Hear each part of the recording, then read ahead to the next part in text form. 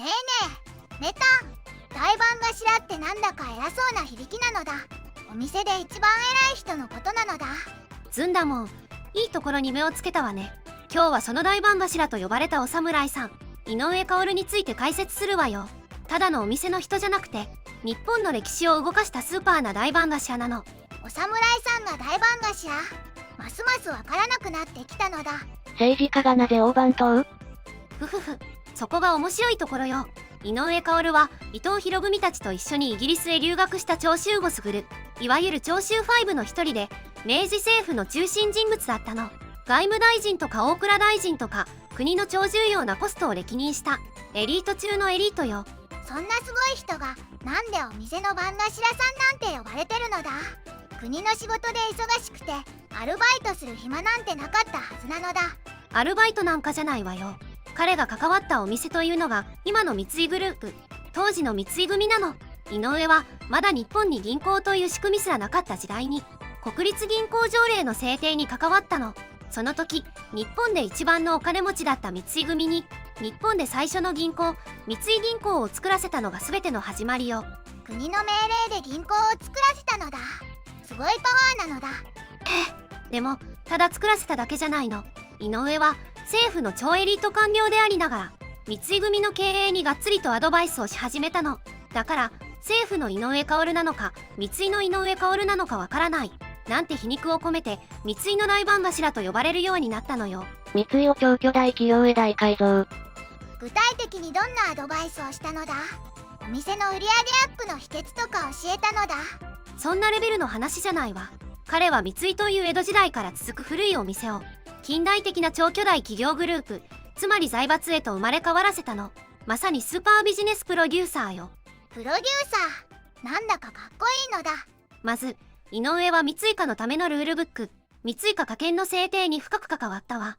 家族経営でごたごたしないようにしっかりとした会社のルールを決めたの。そして三井銀行と三井物産という今の三井グループの2本柱となる会社を独立させた。銀行とお買い物をする会社なのだ。そうね、三井物産は日本で初めての総合商社よ。世界中からいろいろなものを買ってきたり日本のものを売ったりする会社ね。そして井上は血筋だけじゃなく本当に優秀な人物をトップに据えるように進言したの。その代表が中見川彦次郎や増田隆よ。彼らは井上の腕となって三井をどんどん大きくしていったわ。古いお店をピカピカの新しい会社にリフォームしたみたいな感じなのだ。その通り、井上の改革がなければ今の三井グループはなかったかもしれない。それくらい大きなことをしたのよ。国のため？三井のため？でも国の偉い人が一つの会社だけを特別扱いするなんてちょっとずるくないのだ。鋭い指摘ね。ずんだもん。まさにそこが井上馨という人物の評価が分かれるところなの。彼は強い国を作るためには強い経済、そして世界と戦える強い会社が必要だと考えていたわ。だから三井を育てることは日本の国力を高めることだと信じていたの。なるほど、日本代表の会社を育ててたってことなのだ。そういう見方もできるわね。でもそのせいで井上には常にお金の悪い噂がつきまとったわ。有名なのがお猿沢銅山事件ね。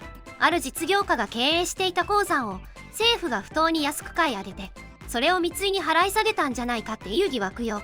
うわ、真っ黒なのだ。もちろんこれはあくまで疑惑だけど井上が政府の情報を利用して三井に有利なように動いていたんじゃないかと多くの人から疑われたのは事実よ。国のためなのか三井のためなのかはたまた自分のお金のためなのか、その境界線が非常に曖昧な人物だったの。功罪と現代への影響。良い人なのか悪い人なのかよくわからないのだ。歴史上の人物は単純に白か黒かで分けられる人ばかりじゃないのよ。井上馨は日本の近代化、特に経済の発展に巨大な功績を残したことは間違いないわ。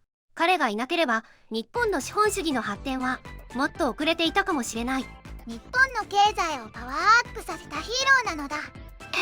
でもその一方で政治家と大企業がズブズブの関係になるいわゆる性犯罪の癒着という問題の種をまいた人物とも言えるの。この問題は現代の日本にもつながる根深い課題よ。すごい人なのは分かったけどなんだか複雑な気持ちなのだ。それでいいのよ。井上馨はただの政治家でもただの実業家でもない。明治という激動の時代に国と会社を両天秤にかけながら日本の未来をデザインしたまさに三井の大番柱。その功罪の両面を知ることが歴史を学ぶ面白さなのよ。なるほどなのだ。僕もずんだ餅の大番頭を目指すのだ。まずは自分の食費の管理から始めなさいよね。今日の動画はここまで。最後まで見てくれてありがとうございました。このチャンネルでは日本の侍に関する情報を5分以内の短くまとめた動画を毎日投稿中。日本の歴史に興味があるならチャンネル登録や他の動画も見てみてね。